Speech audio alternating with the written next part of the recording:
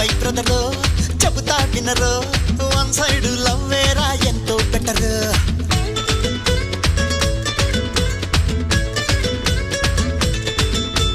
నా సలహాలు వింటే ఎవరు ఇకపైన ఎప్పుడు మరి మజ్ను లవరు